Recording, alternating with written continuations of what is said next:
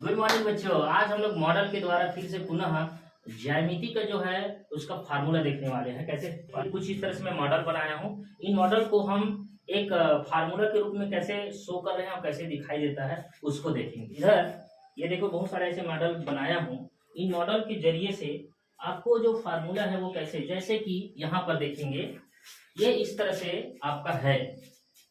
इस मॉडल में ये जो सेंटर ये दिखाई दे रहा है ना, ये आपका सेंटर कहलाता है। और ये सेंटर को मैं रिप्रेजेंट कर रहा हूँ ए से, और आजू बाजू के जो एटम है एक जैसा लग रहा है तो उस एटम को मैं बी से रिप्रेजेंट करूंगा। और उनकी जो संख्या कितना देखो 1 2 3 4 से आपका क्या है, ये फार्मूला आपका तैयार होगा। ये जैसे कि पहला फार्मूला तैयार आपका हो गया। कौन सा ये मॉलिक्यूल सा टाइप का है तो A4। अब इसके अंतर्गत कौन कौन से आ सकता है, जैसे कि CH4।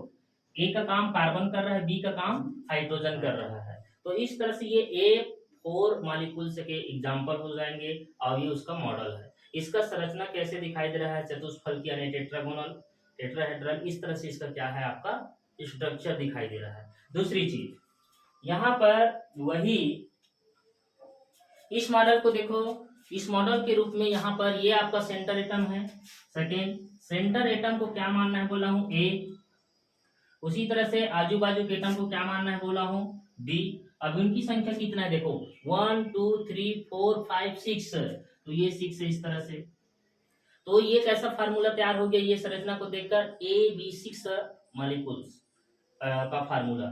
इसका जैसे कि एग्जांपल देखें SF6 सल्फर हेक्साफ्लोराइड। तो कहने का मतलब ए का काम सल्फर कर रहा है, बी का काम फ्लोरीन कर रहा है, उनकी संख्या सेम है, सेम एटम है, इसलिए कलर को भी मैं सेम रखा हूँ।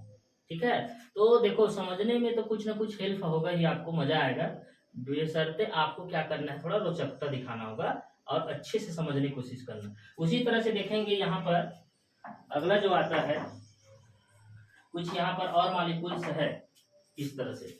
जैसे ये एक मॉलिक्यूल से ले लो, सेंटर एटम यहाँ पर ये है और इसके साथ ही इसको मैं यहाँ रख देता हूँ अभी फिलहाल।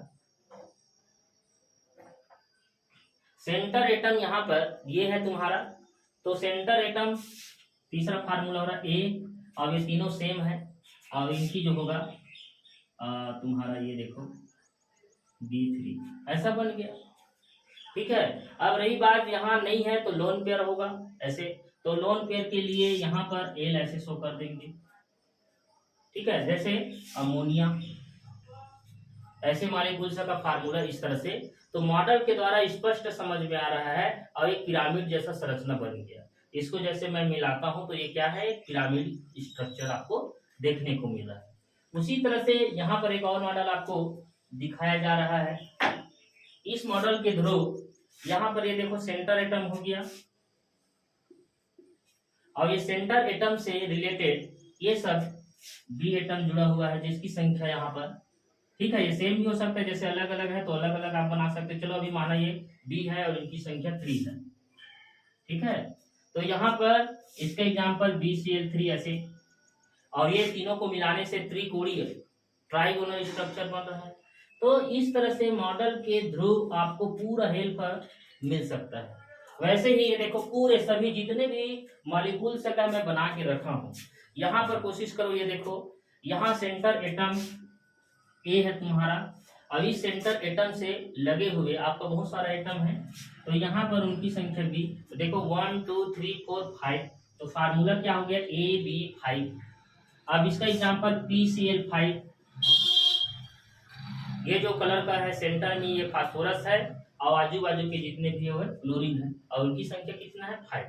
तो इस तरह से आप क्या इस मॉडल के थ्रू आपको हेल्प मिलेगा।